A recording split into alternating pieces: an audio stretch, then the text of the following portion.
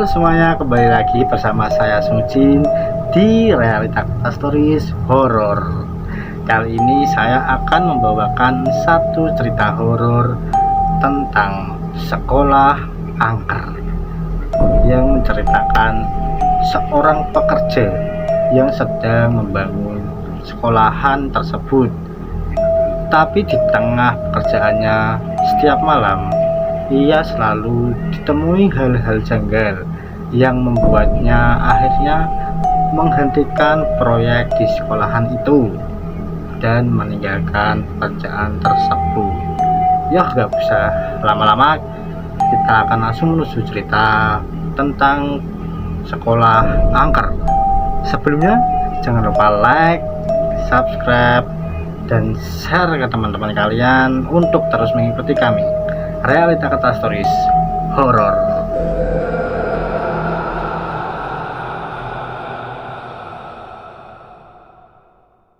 Hari ini saya Sujin dari Realita Kata Stories akan membawakan satu cerita dari salah satu teman Realita Kata Stories.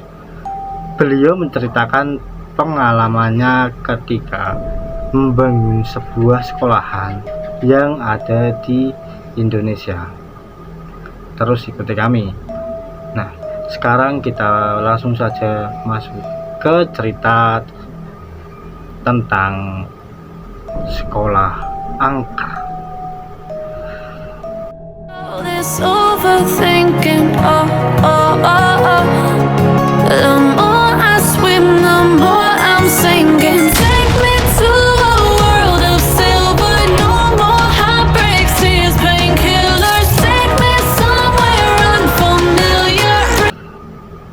Sedikit cerita horor dari pengalaman hidupku.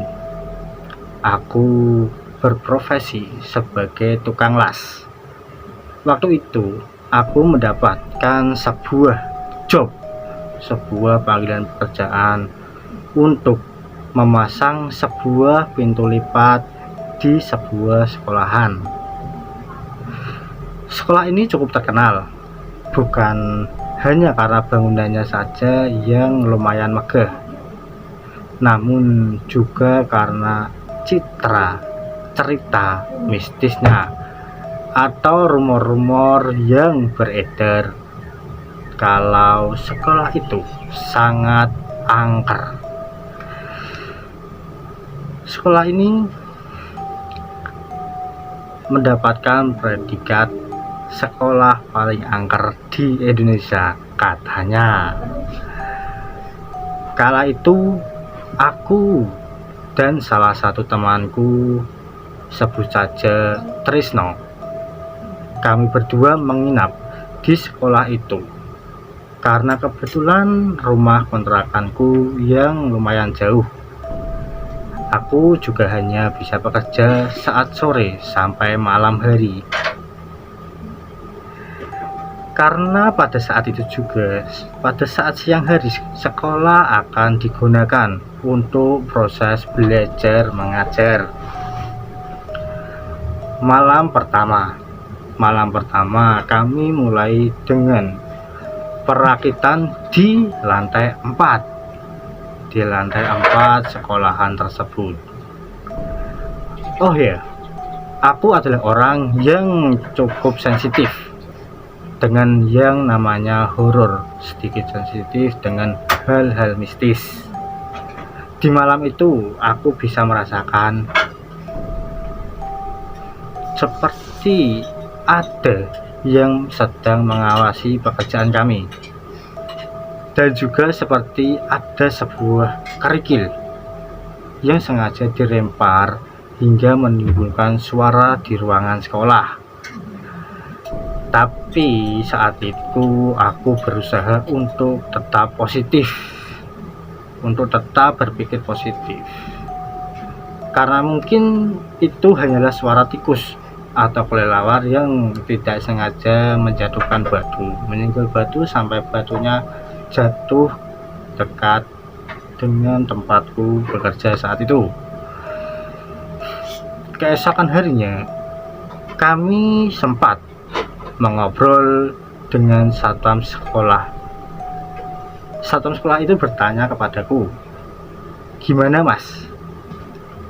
Amankah tadi malam?" Ucap penjaga sekolah itu. "Ya aman-aman aja. Memangnya ada apa Kang?" Sahutku kepada penjaga sekolah tersebut. Dan kemudian satpam itu mulai menceritakan beberapa cerita yang pernah dialami oleh satpam di sekolahan itu. "Sebenarnya mas, lantai 4 yang mas kerjakan itu angker, itu sangat angker. Biasanya ada perempuan yang memakai baju merah yang biasanya suka mengganggu para pekerja yang bekerja sampai larut malam. Saya sendiri pun juga pernah melihat wanita itu. Wajahnya hancur. Itu sebabnya saya agak pernah mau mengecek ke lantai 4 saat malam hari. Jadi aku setiap mengecek lantai 4 itu saya lakukan di sore hari ketika para murid dan guru baru saja pulang. Jadi tidak terlalu gelap dan masih terlihat terang matahari sore hari. Saat itu juga aku berpikir, apakah satpam ini jujur atau hanya ingin menakuti kami saja? Aku pun hanya diam dan tersenyum sambil berdoa di dalam hati. Semoga saja satpam ini hanya bercanda atau hanya berbohong untuk menakut-nakuti aku dan juga salah satu rekanku.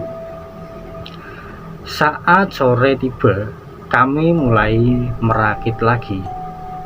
Perakitan memang memerlukan beberapa waktu untuk selesai. Ya, karena ruangan yang sedang kami kerjakan memang cukup luas dan pintu lipatnya juga ukurannya lumayan besar untuk tubuh kecil kami. Saat mulai bekerja, aku, si tukang las itu, tiba-tiba ada yang memanggil-manggil namaku. "Ada apa Tris?" tanyaku. Trisno melihat ke arahku. "Apa? Aku gak ngomong apa-apa. Emangnya kamu dengar apa?" Temanku itu terlihat sedikit bingung. Kemudian aku mengalihkan perhatiannya dengan, "Oh, mungkin aku cuma salah dengar," sahutku agar dia tidak merasa takut. Tapi anehnya, aku terus mendengar suara orang itu memanggil-manggil namaku. Ketika aku mengecek keluar ruangan, mungkin saja memang ada yang memanggilku. Aku berjalan keluar ruangan, meninggalkan Trisno sendirian. Tiba-tiba aku merasa seperti ada yang melintas tepat di belakangku. Bayangan itu seperti melintas menuju ruangan yang sedang kami kerjakan. Aku pun langsung berlari menuju ruangan yang sedang aku kerjakan itu.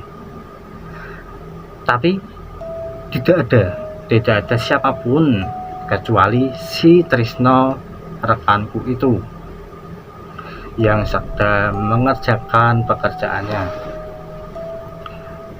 "Kamu tadi lari nyusul?" tanyaku ke Trisno. "Tidak, dari tadi aku cuman di sini nunggu kamu."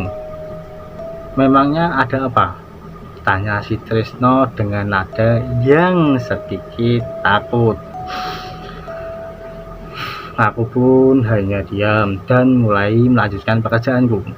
Satu persatu kami pasang hingga bagian lantai selesai, dan tidak terasa jam sudah menunjukkan pukul 1 dini hari. Aku pun mengajak Trisno untuk sejenak beristirahat. Tris, istirahat dulu lah, udah jam 1. Besok malam kan masih bisa dilanjut bagian atas plafon, ucapku selepas beberes dan bersih-bersih. Si Trisno memutuskan untuk langsung tidur karena dia merasa sangat ngantuk ketika malam itu. Sedangkan aku adalah tipe orang yang lumayan sulit untuk langsung tidur. Aku mengisi waktuku sambil menelpon istriku dan juga istri Trisno. Salah. Sedangkan aku adalah tipe orang yang cukup sulit untuk langsung tidur. Aku pun mengisi waktuku sebelum tidur sambil menelpon istriku. Alhamdulillahnya istriku mengerti karakterku yang sangat sulit untuk tidur. Jadi dia selalu berusaha menemaniku untuk sekedar bercerita, walaupun hanya lewat telepon. Aku pun mulai menceritakan kejadian-kejadian tadi, kejadian-kejadian aneh yang aku alami di sekolah yang sedang aku kerjakan ini. Istriku adalah orang yang tak percaya dengan namanya hantu atau hal-hal mistis. Dia hanya bilang itu adalah jin kecil yang ingin menakuti manusia. Jika manusia takut, maka jin akan memakan ketakutan kita agar tubuh mereka bisa tumbuh lebih besar lagi. Aku akhiri telepon tepat di jam 3 dini hari karena aku sudah mulai mengantuk. Dan saat mau memejamkan kedua mataku, aku mulai mendengar ada seseorang yang memanggil namaku, memanggil namaku lagi. Tapi aku tak mau ambil pusing karena ucapan istriku lumayan membuatku tenang, dan ditambah juga mata ini yang sudah sangat-sangat merasakan ngantuk. Aku pun memutuskan untuk mengabaikan suara itu hingga aku akhirnya terlelap. Di keesokan harinya, anak-anak mulai berdatangan untuk belajar. Aku dan Trisno langsung turun untuk mandi dan sarapan di salah satu warung yang berada tak jauh dari sekolahan tersebut. Di warung itu kebetulan ada tempat tongkrongan para tukang yang pernah bekerja di sekolahan tersebut. Mereka bercerita tentang keangkeran sekolah ini dan juga bercerita tentang lantai 4 yang sedang aku kerjakan saat ini. Katanya banyak kejadian janggal yang terjadi saat mereka bekerja di lantai 4 itu. Salah satu tukang pun menyeletuk, "Sampean sama teman sampean termasuk berani ya mas kerja malam di lantai itu? Di tidur pun juga di situ. Kalau saya mungkin nggak mungkin berani, atau bahkan mungkin akan langsung menolak job mengerjakan lantai 4 itu." "Ah, Kang, namanya juga pekerjaan. Mau gimana lagi? Rezekinya memang ada di situ," sahutku sambil menyeruput segelas kopi. Singkat cerita, sore pun tiba. Sebenarnya, malam itu aku mulai merasa takut untuk bekerja. Perasaanku pun mulai merasakan hal-hal aneh.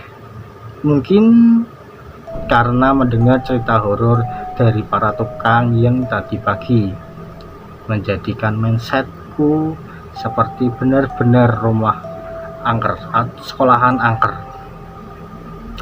Tresno pun rekanku juga merasa takut.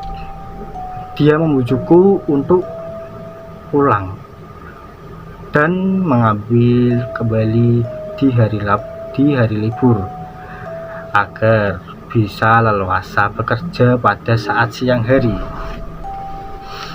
Ditambah malam itu cuaca yang kurang bersahabat, tiba-tiba hujan turun dengan lebat. Hal itu membuat kami untuk tak mungkin pulang ke rumah di cuaca seperti ini. Jadi kami putuskan untuk melanjutkan pekerjaan kami di lantai 4. Aku mulai menyiapkan alat dan segera naik ke atas plafon untuk memasang baut. Sementara si Tresno rekanku berada di bawah untuk mengerjakan hal lain, untuk mengerjakan tugasnya. Sekarang sudah tepat jam 9. Entah kenapa hawa malam itu terasa cukup panas.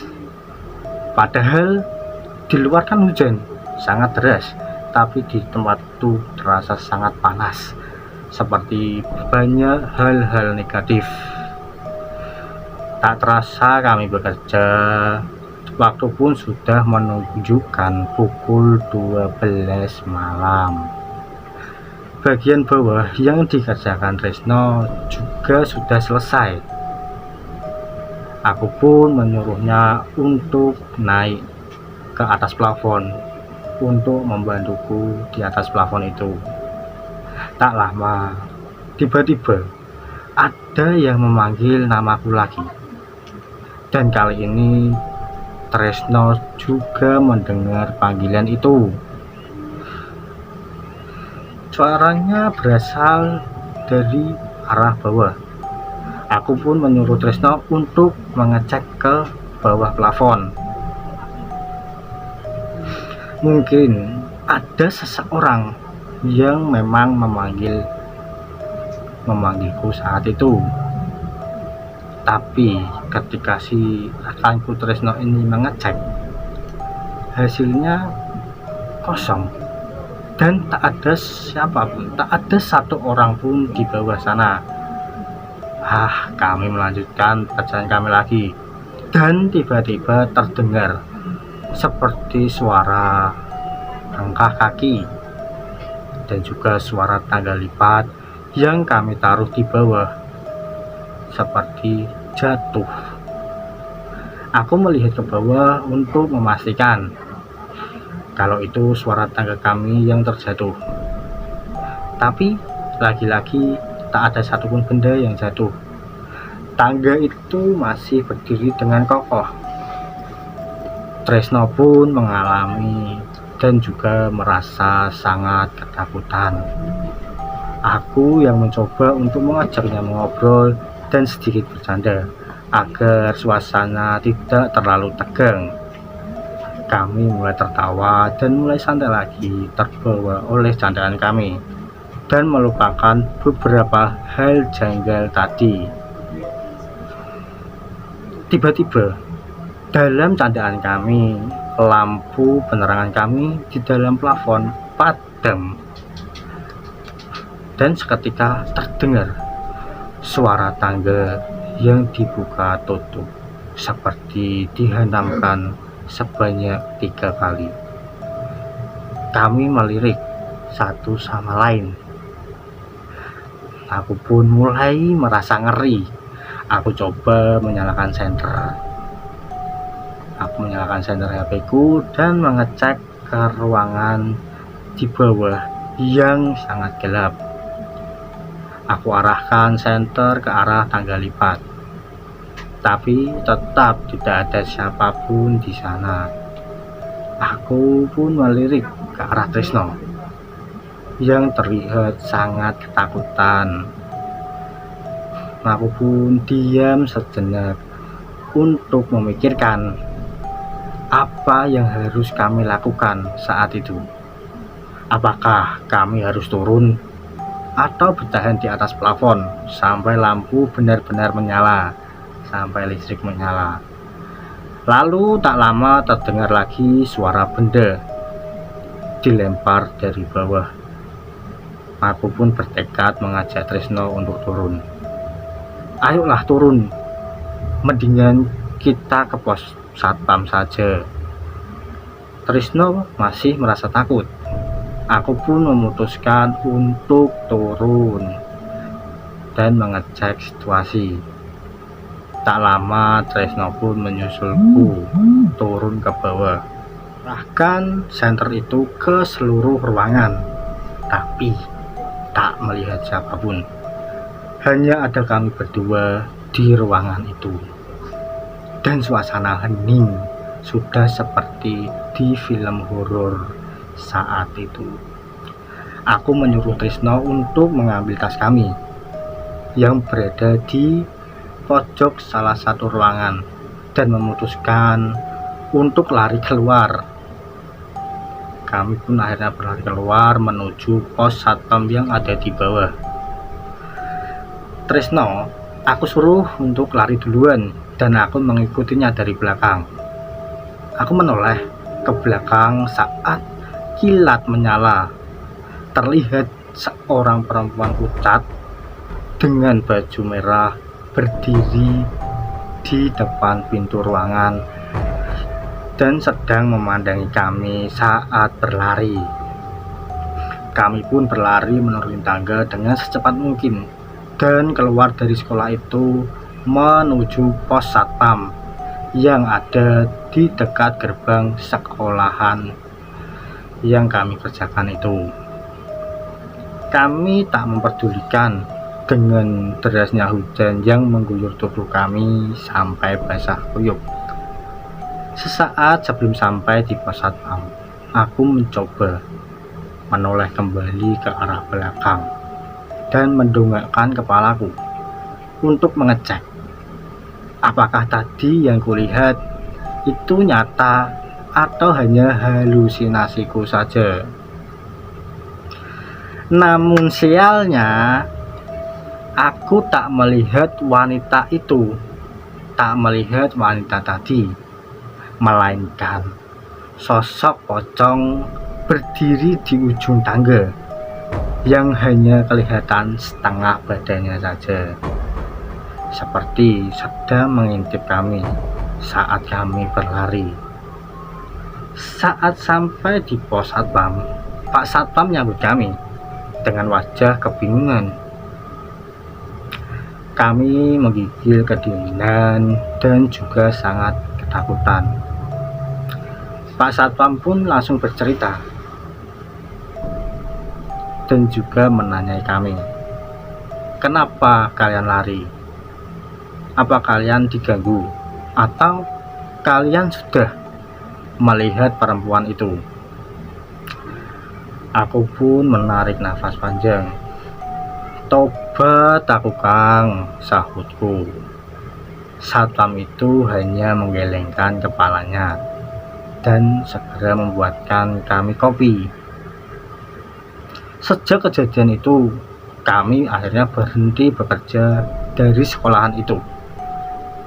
Meskipun kami diberi pilihan untuk bekerja saat Sabtu dan hari Minggu saja. Ketika saat sekolah libur, jadi kami bisa bekerja saat siang hari karena tidak ada proses belajar mengajar. Tapi kami pun tetap saja tidak mau, tetap menolak pekerjaan itu karena aku sangat trauma dengan apa yang kulihat malam itu. Begitupun Tresno, karena sebenarnya dia sudah lebih awal, dia sudah lebih dulu melihat wanita dan juga sosok pocong itu. Namun dia memilih untuk diam karena takutnya kalau dia cerita ke aku malah ikut ketakutan.